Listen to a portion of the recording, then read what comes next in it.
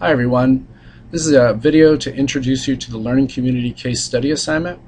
And if you recall in your professional development plan, you are asked to identify a school at which you might work at someday. So this assignment is asking you now to examine the learning community that makes up that school and to find out if you're a good fit for that educational environment. By knowing you're a good fit makes that job so much better because you'll be on the same page as everyone else and you'll be able to reach your goals easier and the school will be able to reach theirs. So to get started, first thing is knowing that you're not required to actually visit that school and that all the information about your school can be gathered via the text, some web resources, and even your own personal experiences. So if we scroll down a little further, first thing we want to make sure, though, double check, is that the school that you want to examine. And so you're free to change it from your professional plan, and you can even choose a private school or a mainland school. Even though that's a little harder to find information for, you simply need to just imagine that's the school I'd like to work at someday. Even though it's not required, consider choosing a school in which you can visit because it's going to be much more meaningful if you see what you read about in real life. And so to help you understand your learning community, we break it up into 4 parts. And each part you're going to examine and support that particular learning community in your school learning environment one at a time. So you'll be looking at students first, and then teachers, then families, and then the school itself.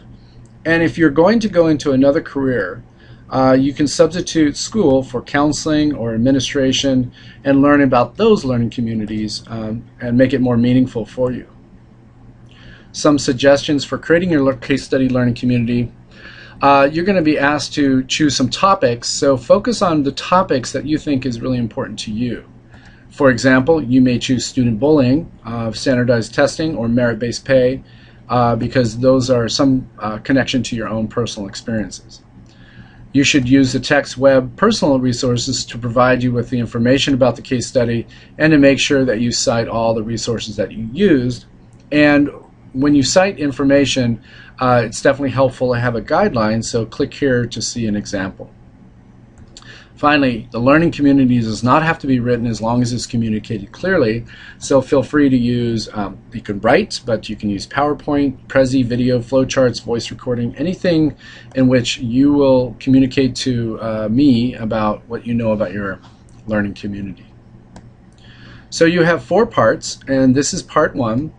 Part 1 and Part 2 of students and teachers will be turned in first, so you can break this assignment up into 2 parts. And then parts 3 and 4 will be due a couple of weeks later, and those are the parents in the school itself. So obviously this part, the student part, is the most important part of the learning community, and so you should really get a better understanding of the students that you're going to be teaching, and to do that, you are going to be looking at their background, their social issues, the social influences of students, their rights, and a couple of ways you can support your students, because that's the reason you learn all of this, is to find a way in which you can help them out.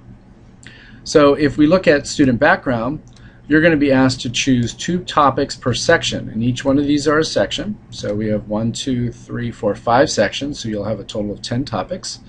And so if you think that the enrollment of a school is interesting to you, then you can choose that. If you think special education is important to you, you can choose that. If there's something that's not here about student background, then you feel free to add that in. And then you need to find some information about that particular topic. So if you read the textbook, you will find a lot of information about these topics. And you can also find some information, and this is a very important one, for your particular school by clicking on the DOE school status and improvement reports. So I'm going to go ahead and do that. And if you click on the latest date and the place that you want to work at, so let's just go to Kapolei High School.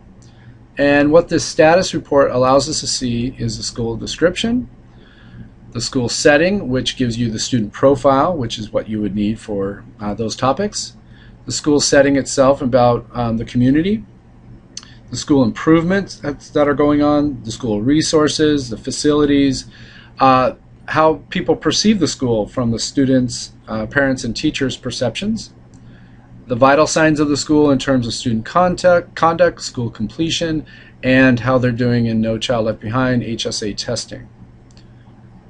So that's a wonderful resource for you to find information to learn more about your school. So let's go ahead and go back to our instruction page. And there's also some other resources from the DOE website, and you're free to use any resource that you find to help support your answers. So you do that for A, B, C, D, and E, and you choose 2 from each one. And then you would repeat for teachers, and there are 4 sections here, and then you would turn that particular section in. And 2 weeks later, you would be doing part 3 for families and part 4 for school, and turning that in.